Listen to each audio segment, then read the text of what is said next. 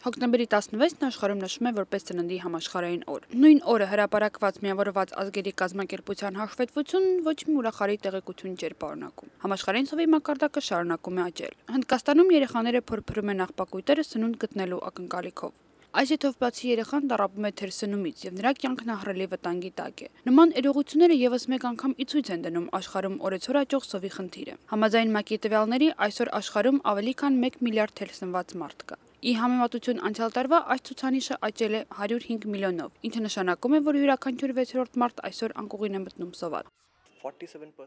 Հնդկաստանում ապրող երեխաների 47%-ը տառապում է թերսնումից։ Բացի այդ, աշխարհում ապրող անօթի բնակչության 1/3-ը բաժին է ընկնում հենց Հնդկաստանին։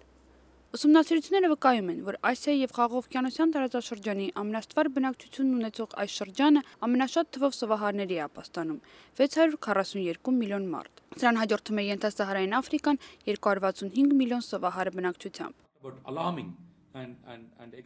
Եթե նայենք քարտեզին, երբ խոսում ենք ծայրահեղ թերսնման եւ սովի մասին, ապա կարող ենք տեսնել, որ կարմիրով նշված երկրներն են Կոնգոյի Դեմոկրատական Հանրապետությունը, Բուրունդին, Չադը, Էրիթրեան, Սիերա Լեոնը եւ Եթովպիան։ Համաշխարհային աղքատության խնդիրներով զբաղվող Concern Worldwide մարդասիրական կազմակերպության Քենիայի տարածաշրջանային գրասենյակի համակարգող Էն Օմահոնիի պնդմամբ անցյալ տարվա կտրվածքով սովի մակարդակն աճել է 13 աֆրիկյան երկրներում։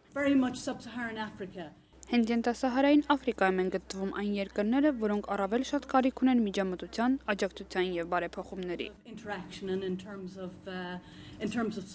Սննդի համաշխարհային օրվա շրջանակներում կազմակերպվող միջոցառումները նպատակ ունեն բարձրացնելու հասարակության լայն զանգվածների տեղեկացվածության մակարդակը սովի համաշխարհային խնդրի մասին։ Այս տարի ցավոք միջոցառման կազմակերպիչներին չհաջողվեց լավատեսական մթնոլորտ ստեղծել։ ՄԱԿ-ի կողմից հրապարակված տվյալները բավական գորշ գույներ էին կրում։ ՄԱԿ-ի հաշվետվությունն արձանագրում է, որ թերսնված բնակչության թիվն աճում է, չնայած որ կազմակերպությունը ջանքեր է գործադրում կրճատել անօթի մարդկանց թիվը 50%-ով 2015 թվականին։ Մասնագետները գտնում են, որ իրավիճակը կարող է բարելավվել գյուղատնտեսության մեջ ներդրումների արդյունքում միայն։ Ի դեպ, սննդի արտադրողականությունը պետք է ավելանա 70%-ով, որպեսզի հնարավոր լինի կերակրել կանխատեսվող 9 միլիարդ բնակչությանը 2050 թվականին։ Մարգարիտա Թադևոսյան, Ամերիկայի ձայն, Վաշինգտոն։